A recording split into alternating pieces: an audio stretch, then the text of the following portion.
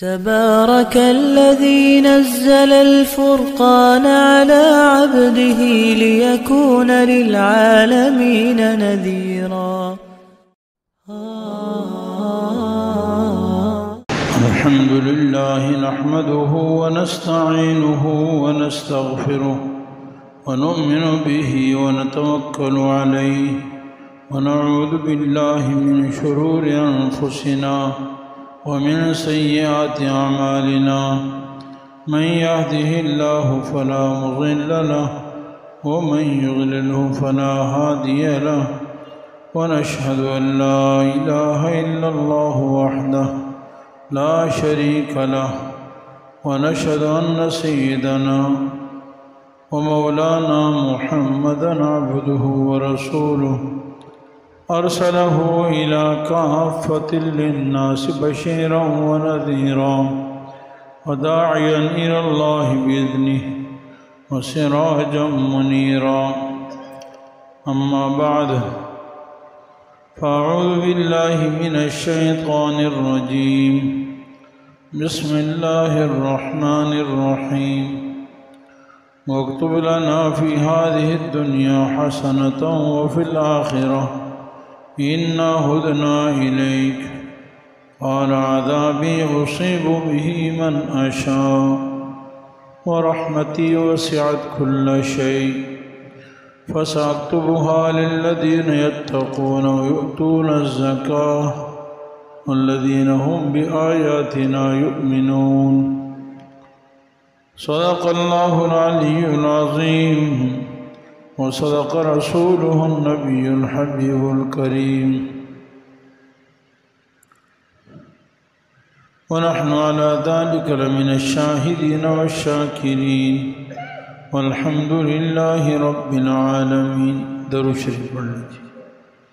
اللهم صل على محمد وعلى آل محمد كما صليت على إبراهيم وعلى آل إبراهيم إنك حميد مجيد.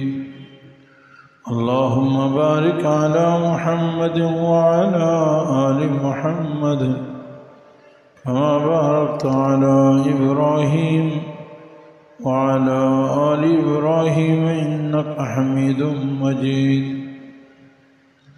رب اشرح لي صدري ويسر لي أمري واحلل عقدة من لساني يفقهوا قولي رب زدني علما. اللہ جل جلالہ ساری تعریفوں کے لائق. اللہ جل جلالہ سب سے بڑے ہیں، سب سے زیادہ قدرت والے ہیں، ساری کائنات کے مالک ہیں، خالق ہیں، ہمیشہ سے ہیں، ہمیشہ رہیں گے. وہ زندہ ہیں، ساری کائنات کا نظام سنبھالنے والے ہیں. حقیقت میں وہی مالک ہیں، وہی بادشاہ ہیں، ساری کائنات کی حفاظت کرنے والے ہیں.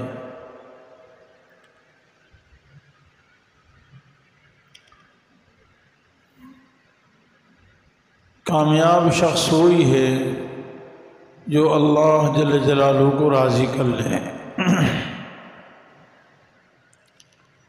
اللہ تعالیٰ اپنے فضل سے ہمیں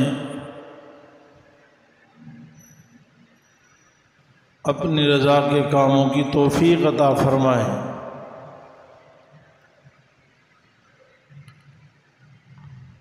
اللہ تعالیٰ نے اپنی رضا کے لیے شریعت عطا فرمائی ہے، اور شریعت میں بہت ساری احکام ہیں، جن میں سے ایک حکم کا تعلق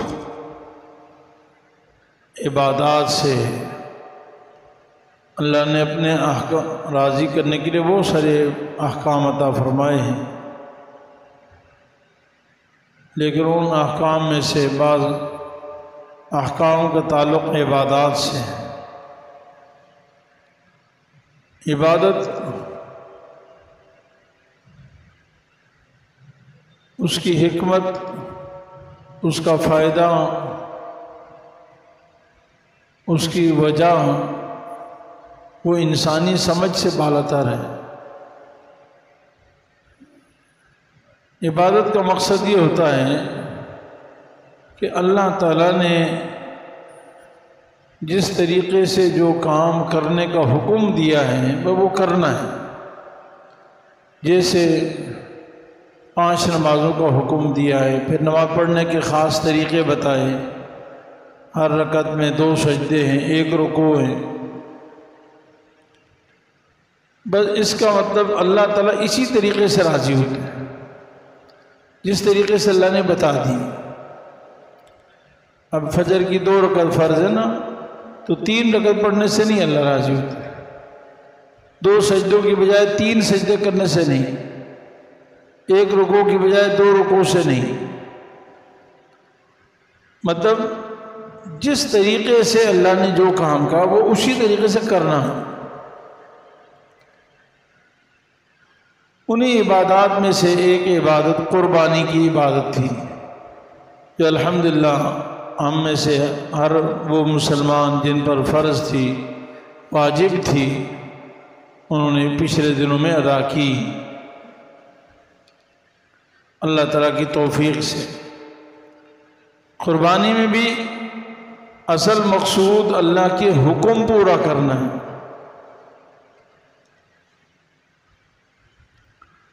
نہ فقیر کی حاجت ہے، نہ خود گوشت کھانا مقصود ہے، بلکہ اس نیت سے اگر قربانی کرے گا کہ عید کے دن میں کیوں باہر گوشت ملتا نہیں تو میرے گھر میں گوشت آ جائے، تو قربانی نہیں ہوگی۔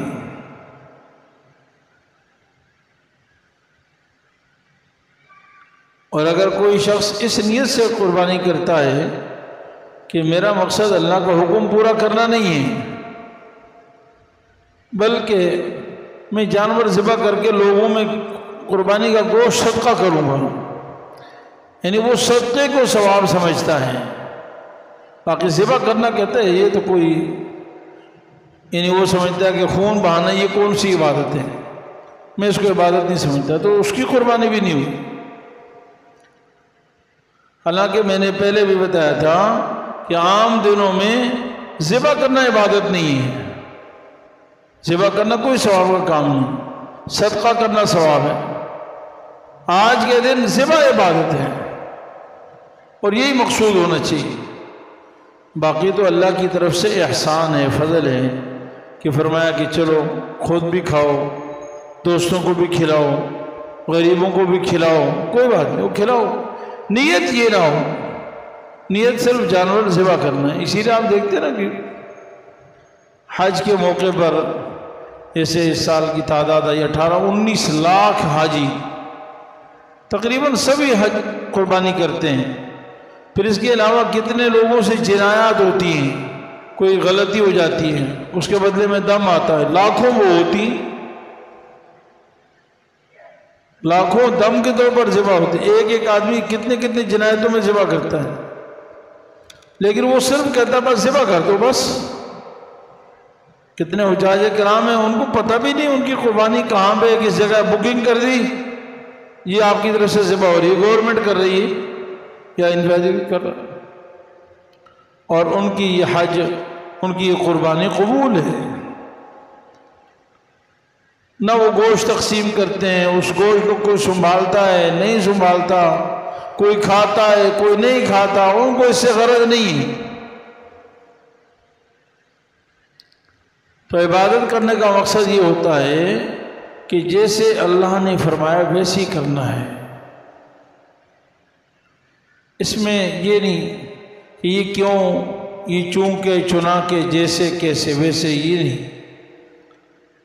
اس لیے بہت سارے لوگ جو قربانی کے اندر کیڑے نکالتے ہیں، نعوذ باللہ، اعتراضات کرتے ہیں کہ جی ایک دن میں اتنی قربانیاں کیوں کی جاتی ہے، اور اس میں اسراف ہوتا ہے، مال ضائع ہوتا ہے، وہی قربانی اس سے تو سال بھر میں مختلف موقعوں پر جانور ذبح کر کے صدقہ کرو، لوگوں کو گوشت کا فائدہ ہوگا۔ اب پہلے زمانے میں تو فریج اور ریفریجر بھی نہیں تھے، گوشت خراب ہونے کا بھی اندیشہ ابھی بھی گاؤں دیہاتوں میں نہیں ہے۔ تو ان کو اصل میں شریعت کا پتہ نہیں ہے۔ شریعت حقیقت میں اللہ کی عبادت اور اطاعت کرنے کا نام ہے۔ اس لیے اللہ تعالیٰ نے فرمایا بلا من اسلم وجہ للہ وہ محسن، خبردار مسلمان وہی جو اپنی گردن اپنے چہرے کو اللہ کے سامنے جھکا لے،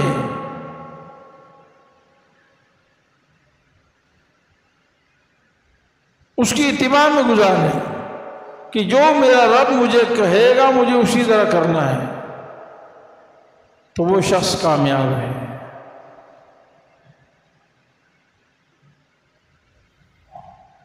اور جو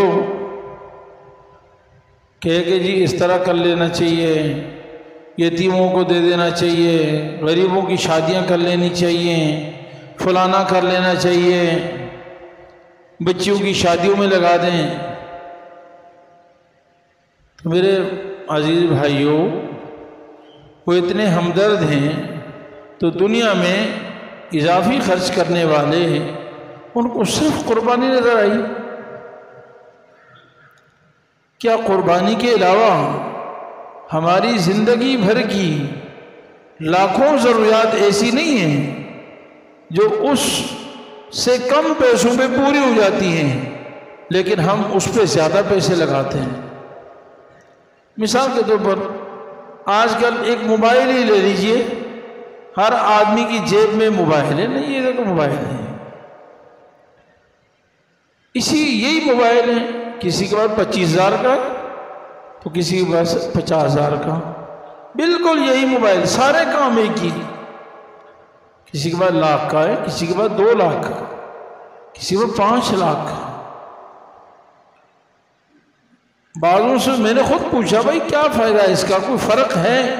کہتے نام ہے بھائی، نام ہے، ہم یوں ہاتھ میں رکھتے ہیں باہر جاتے ہیں، دیکھنے والا سمجھتا ہے یہ ایپل ہے، یہ فلانا ہے، یہ فلانا ہے، ایسے نام ہے، اور وہ یوں ہی رکھتے ہیں موبائل، اور جب کہیں بیٹھتے ہیں تو سب سے پہلے ٹیبل پہ موبائل نکال کے رکھتے ہیں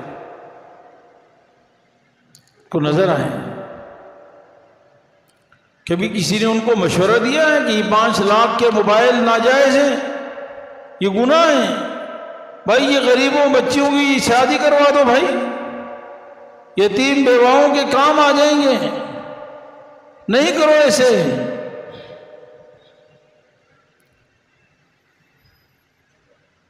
ہاتھ پہ گھڑی باندھتے ہیں نا، 30-40 روپے کی گھڑی بازار میں ملتی ہے، 30-40-50 روپے کی، اس میں بھی وہی ٹائم نظر آتا ہے، اور 1,000 روپے کی گھڑی ملتی ہے اس میں بھی وہی ٹائم نظر آتا ہے، 5,000 کی گھڑی ملتی ہے اس میں بھی وہ نظر آتا ہے، 50,000 میں ملتی راڈو گھڑی ہے، فلانا گھڑی ہے، پتہ نہیں کیا کیا نام ہے، 1,00,000 میں مل رہی ہے، 1,50,000 میں مل رہی ہے، پانی سونے کا پانی چلایا ہوا ہے، اندر کوئی سونے کے نگینے لگے ہوئے ہیں، پہ نظر تو وہی آ رہا ٹائم، گھڑی سے کچھ اور بھی نہیں ہے، فنکشن کوئی اور مزید نہیں ہے، تاریخ نظر آ رہی ہے، گھڑی میں ٹائم نظر آ رہا ہے۔ کسی نے ان کو مشورہ دیا ہے کہ آپ یہ 100, 50, 500, 1,000 روپے کی گھڑی میں بھی گزارا ہو سکتا تھا، آپ نے کیوں یہ گھڑی خریدی ہے بھائی اتنی مہنگی؟ 1,00,000 روپے کی گھڑی کا کیا فائدہ؟ کیوں یہ گھڑی 1,00,000 روپے کی آپ نے خریدی ہے؟ گزارا تو اس سے کم بھی ہو سکتا، لیکن نہیں، ہم میں سے کوئی یہ مشورہ نہیں دیتا۔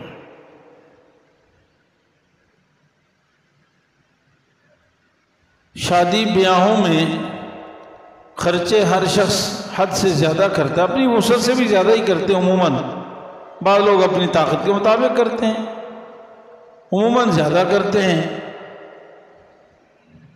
خرچے ہوتے جا رہے ہیں، ولیمہ ہے تو اس میں بھی وہ شمار خرچہ،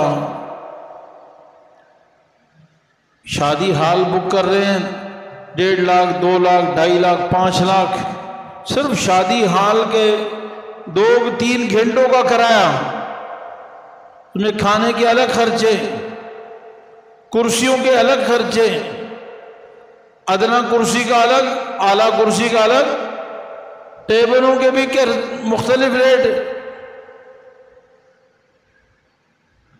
میں ابھی چند دن پہلے بلدیہ ٹاؤن میں ایک شادی میں گیا، انہوں نے دن کے وقت میں شادی رکھی تھی اور بڑے سادہ انداز میں تھی۔ میں نے ان سے پوچھا شادی ہال کا پورا خرچہ کتنا تھا؟ انہوں نے کہا ٹوٹل خرچہ کرسیاں ورسیاں کھانے کے علاوہ 18,000 روپے۔ 18,000 تو 18,000 میں بھی تو خرچہ ہو جاتا ہے نا، وہ بھی شادی حال تھا۔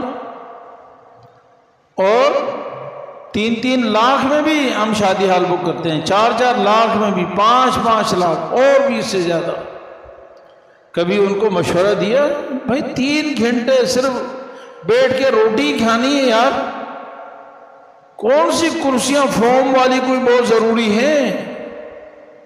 اعلیٰ سے اعلیٰ کرسیاں لے لی تم نے، 3 گھنٹوں کے لیے اتنے قمقمے لگا دیے، بتیاں لگا دی، اتنا زیادہ اسراف کر لیا۔ وہاں کسی کو یتیم بچیاں نظر نہیں آتی، وہاں کسی کو بیوہ نظر نہیں آتی، وہاں کسی کو مسافر، فقیر، غریب، مسکین نظر نہیں آتے۔ سب کھا رہے ہیں، پی رہے ہیں، بکنگ کر رہے ہیں، ان کو مشورہ نہیں دیتے۔ پھر جو کھانے ہوتے ہیں، ایک ایک شادی حال میں کتنے قسم کے کھانے پکتے ہیں بھائی۔ ولیمہ سنت ہے، لیکن سرکار دو عالم صلی اللہ علیہ وسلم سے پوچھئے نا، آپ صلی اللہ علیہ وسلم کے زمانے میں کس طرح ولیمے ہوتے تھے؟ کیا اس قسم کے ولیمے ہوئے ہزاروں افراد کو بلایا جائے؟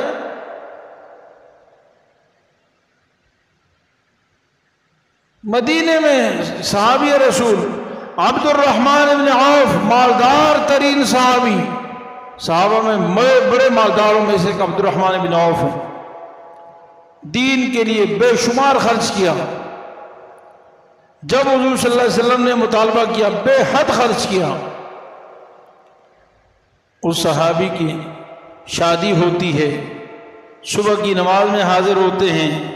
کوئی اس زمانے میں کوئی رنگ تھا جو شادی کی رات لوگ عورت پہ لگاتے تھے، وہ رات کو کپڑوں پر عورت کے ہاتھ سے یا جسم سے وہ رنگ ان کے کپڑوں پہ لگ گیا۔ فجر کی نماز میں سرکار دو عالم صلی اللہ علیہ وسلم مدینہ منورہ میں پوچھ رہے ہیں، کپڑوں پہ رنگ دیکھ کر کہا کہ عبد الرحمن یہ تو کلر شادی کا فلاں عورتوں کو لگاتے ہیں، حل تعرضت، شادی تو نہیں کی؟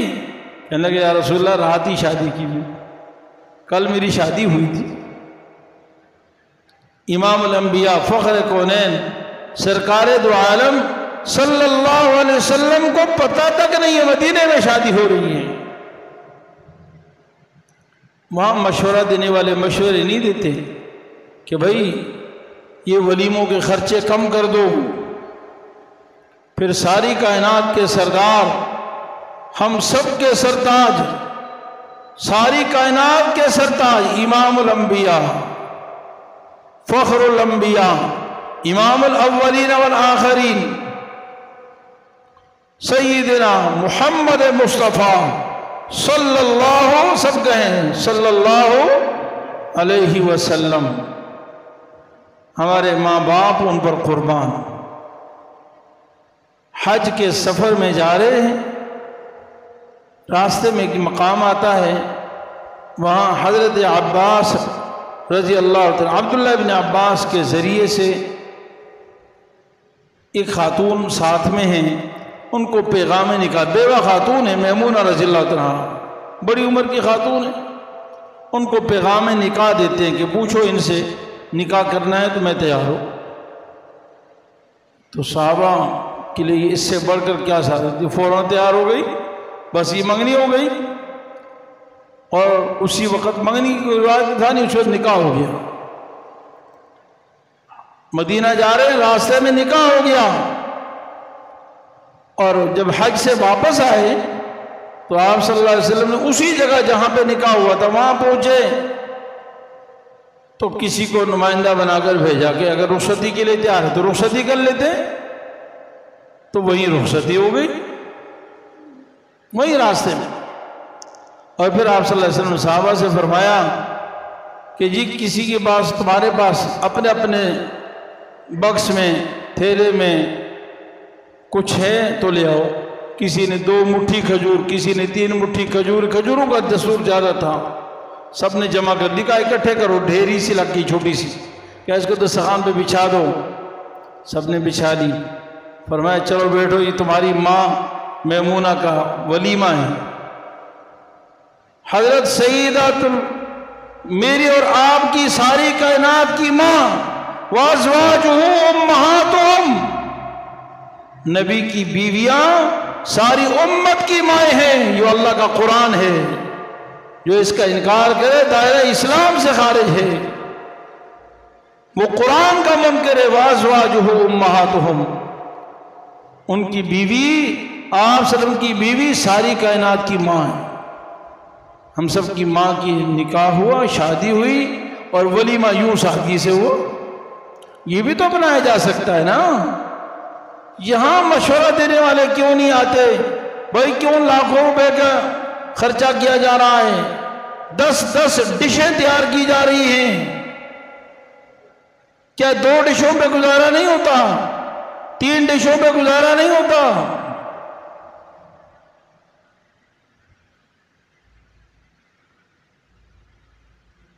جتنا کھایا نہیں جاتا، جتنا وہاں ضائع کیا جاتا ہے، چھوڑا جاتا ہے۔ ان المبذرین کانوا اخوان الشیاطین، فضول خرچی کرنے والے شیطان کے بھائی ہیں۔ وہاں کیوں نہیں مشورہ دیتے؟ بھائی تم حرام کر رہے ہو، تم فضول خرچی کر رہے ہو، اسراف کرنے والے ہو۔ وہاں کوئی مشورہ نہیں دیتا، سب کہتے مبارک ہو، ماشاءاللہ ماشاءاللہ، بہت مبارک، بڑی خوشی ہوئی۔ لیکن ایک 12,000 کا، 20,000 کا، 30-40,000 کی قربانی جو اللہ رب العالمین نے، اور وہ بھی یاد کس کی؟ سیدنا ابراہیم خلیل اللہ علیہ السلام کی، اور قربانی بھی کس کی؟ بیٹے کی قربانی کی یاد کے لیے میرے رب نے اس کا حکم دیا۔ سرکار دو عالم صلی اللہ علیہ وسلم نے مدینہ منورہ میں 10 سال قربانی کی، 10 سال، اور حجۃ الوداع میں 100 اونٹ ذبح کیے، 100 اونٹ حج کے موقع پر۔ 1-2 اونٹ نہیں، 10-20 حصے نہیں، 100 اونٹ خود سرکار دو عالم نے ذبح کیے۔ فتوے لگانے والے آ جاؤ نا میدان میں، رسول اللہ مسلمان ہو، رسول اللہ صلی اللہ علیہ وسلم پر الزام لگاؤ۔ آپ صلی اللہ علیہ وسلم نے عمل سے بتا دیا کہ اللہ کی عبادت ہے، اس میں یہ مت سوچو۔ شیطانوں کو جو ہم حج پہ جاتے ہیں گنگریاں مارتے ہیں، وہاں یہی شیطان تو آیا تھا، اس نے یہی عقل کی باتیں کی تھی۔ اے ابراہیم، کبھی بیٹے کو بھی ذبح کیا جاتا ہے؟ کیا تاریخ انسانیت میں کوئی اس کا کوئی آج سے پہلے کوئی اس کا کوئی ثبوت، اس کی مثال ملتی ہے؟ کوئی واقعہ کسی نبی نے بیٹے کو ذبح کیا ہو؟ بیٹے کے پاس آیا کہ کیا انسان کو ذبح کیا جاتا ہے؟ تمہیں عقل نہیں؟ تمہارا باپ کیا کرنے جا رہا ہے؟ اماں ہاجرہ کے پاس گیا کہ تجھے پتہ ہے باپ تیرا شوہر کہاں چلا گیا، بیٹا کہاں گیا؟ کہا لکڑیاں چننے مینا گئے۔ کہا نہیں بھولی بھالی، وہ بیٹے کو ذبح کرنے گئے ہیں۔ تو اماں حاجرہ نے کہا بیٹے کو ذبح کیسے ہو سکتا ہے؟ بیٹے کو بھی بھلا کوئی باپ ذبح کر سکتا ہے؟ وہ کہنے لگے ہاں وہ کر رہے ہیں۔ ان کا ہو ہی نہیں سکتا ہے، ایسے کیسے ہو سکتا ہے؟ ہو ہی نہیں سکتا کہ کوئی باپ بیٹے کو ذبح کرے۔ میں اپنے شوہر ابراہیم خلیل اللہ کو اچھی طرح جانتی ہوں، وہ کبھی بھی بیٹے کو ذبح نہیں کریں گے، مجھے ان پر کوئی بدگمانی نہیں ہے۔ شیطان بالآخر حضرت ہاجرہ کی باتوں سے تنگ آ گیا، حقیقت بتانے پہ مجبور ہو گیا۔ کہنے لگے، شیطان نے خود کہا کہ جی اللہ کا حکم آیا ہے، اللہ اکبر، قربان جاؤ اماں ہاجرہ پر، وہ بھی تو ابراہیم خلیل اللہ کی بیوی تھی، اسماعیل ذبیح اللہ کی ماں تھی۔ اللہ اکبر۔ تو کہنے لگی وہ شیطان مردود، تجھ پہ ہزاروں لاکھوں لعنت، جب میرے رب کا حکم ہے تو ایک اسماعیل کیا لاکھوں اسماعیل بھی قربان کر دیں، جب میرے رب کا حکم ہے تو پھر تو مجھے کہہ رہا۔ یہ اماں ہاجرہ کا کون ہے؟ میرے عزیز بھائیوں، یہ اللہ کی عبادت ہے جو ہم نے کی ہے، یہ عقل پرستی نہیں ہے۔ اور بہت ساری فضولیات ہیں، وہاں پہ عقل لڑایا کرو نا بھائی۔ آپ شہر کے رہنے والے ماشاءاللہ یہ آس پاس دیکھیں، ہزار گز کے بنگلے، 2000 گز کے بنگلے، 3000 گز کے بنگلے، اندر رہنے والے مالکان 2-4 افراد ہیں۔ لانڈی کورنگی میں 100 گز کا مکان ہے، اس میں اندر رہنے والے 20 افراد ہیں، 15 افراد ہیں۔ تو آپ 2000 گز بنگلے والوں پر کیوں نہیں فتوے لگاتے ہو بھائی؟ بھائی تم 2000 گز کے بنگلے میں کیوں رہتے ہو؟ چھوٹے سے فلیٹ میں رہ لو نا۔ تم 2 آدمی ہو، اپنی خدمت کے لیے 20 آدمی رکھے ہوئے ہیں نوکر، 5 ڈرائیور ہیں، 2 خانسامہ ہیں، وہ ہیں، وہ کام کر رہے ہیں۔ وہاں مشورہ دینے والے کوئی مشورہ نہیں دیتا، وہاں کسی کو غلط نہیں کہتا۔ بھائی تمہارے پاس 5 گاڑیاں ہیں، ایسے لوگ بھی ہیں جو گاڑیاں ہی نہیں رکھتے، یا 1 گاڑی ہے اس پہ بھی تو گزارا ہو جاتا ہے۔ ہماری عقل صرف وہاں آتی ہے جہاں میرے رب کا فرمان ہو، جہاں میرے نبی کی سنت کا طریقہ ہو۔ وہاں ہم کہتے نہیں جی یہ نہیں ہونا چاہیے، اور یہ اسراف ہے، اور یہ فضول ہے، اس پہ کالم لکھتے جا رہے ہیں۔ میرے عزیز بھائیوں، جب آپ کے سامنے مقصد چیز کا اور سامنے ہوگا تو بات اعتراض ختم ہو گیا، اور وہ مقصد عبادت ہے۔ میں نے کہا قربانی کا مقصد کیا ہے بھائی؟ عبادت، قربانی کا اور کوئی مقصد نہیں۔ میں نے یہاں تک کہا کہ فقیر کی حاجت پوری کرنا قربانی کا مقصد نہیں ہے۔ صدقہ خیرات، صدقۃ الفطر، عام نفلی صدقات وغیرہ کا مقصد فقیر کی حاجت پوری کرنا ہے، لیکن قربانی کا مقصد یہ نہیں ہے۔ قربانی کا مقصد اللہ کے نام پر جانور کو ذبح کرنا ہے۔ نبی کریم صلی اللہ علیہ وسلم نے فرمایا کہ یہ جو 3 دن ایام نحر، ان میں اللہ تعالیٰ کو، ہم عائشہ فرماتی ہیں، کوئی عمل خون بہانے سے زیادہ محبوب نہیں ہے۔ ان 3 دنوں میں کوئی بھی عمل مسلمان کا خون بہانے سے زیادہ اللہ تعالیٰ کو محبوب نہیں۔ وہاں یہ نہیں کہا کہ قربانی کا گوشت بانٹنے سے زیادہ محبوب نہیں، تقسیم کرنے سے زیادہ محبوب نہیں، صدقہ و خیرات سے زیادہ محبوب نہیں، قربانی کا گوشت کھانے سے زیادہ محبوب نہیں، صرف خون بہانا، احراق الدم۔ تو اللہ تعالیٰ دعا فرمائے میرے عزیز بھائیو، دین عقل جو اللہ نے دی ہے نا، یہ دین بنانے کے لیے نہیں دی، دین سمجھنے کے لیے دی ہے۔ یعنی عقل ہمیں اس لیے دی ہے کہ ہم اس کے ذریعے سے یہ سمجھ لیں کہ کیا اللہ کا حکم کیا ہے، نبی کا طریقہ کیا ہے۔ بس عقل سے ہم یہ سمجھ لیں کہ اللہ تعالیٰ یہ چاہتے ہیں فجر میں 2 رکعت فرض پڑھنے، 2 سنتیں پڑھنی ہے، بس یہ سمجھنا ہے۔ کیوں پڑھنی؟ وہ میرے رب کا حکم ہے۔ ان اللہ یحکم ما یرید، اللہ فرماتے ہیں فیصلے کی پاور میرے پاس ہے، وہ اللہ فیصلہ کرتا ہے جو وہ چاہتا ہے۔ مشرکین مکہ نے کہا کہ یار سود حرام ہے اور عام خرید و فروخت جائز ہے، یعنی ان سمجھ لیں کہ چند صورتیں سود کی ہیں وہ بھی کاروباری کی طرح ہیں، چند صورتیں اس میں نفع کمانا حرام اور باقی صورتوں میں نفع کمانا جائز۔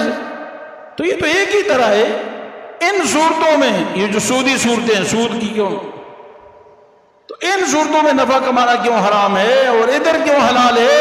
وہ بھی میرا مال، یہ بھی میرا مال۔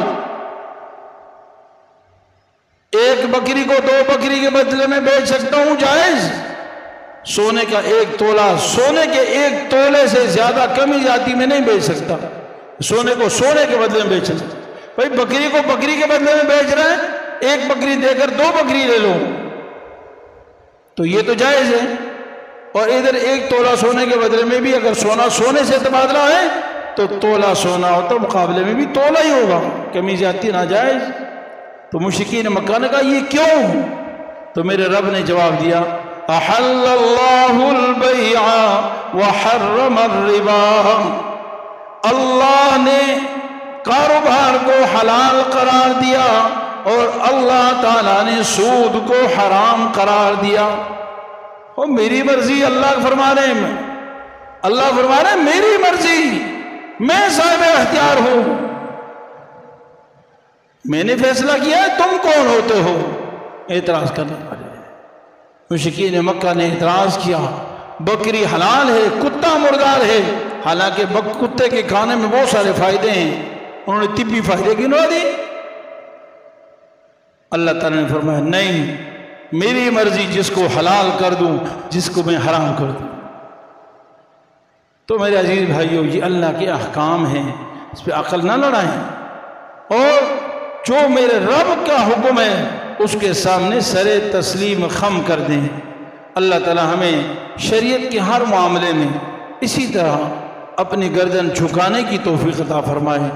چون و چنا کرنا یہ مومن بندے کا کام نہیں, یہ مسلمان کا کام نہیں. مسلمان کا معنی گردن جھکا دینا ہے. اللہ تعالی ہمیں اپنی رضا کے کاموں کی توفیق عطا فرمائے اور ہم سب کی قربانیاں قبول فرمائے. وآخر دعوانا الحمدللہ. مفتی صاحب کے یوٹیوب چینل کو سبسکرائب کیجئے اور ان کے تازہ بیانات کے ذریعے اپنی علمی, اصلاحی اور فکری آبیاری کرتے رہیے. جزاکم اللہ.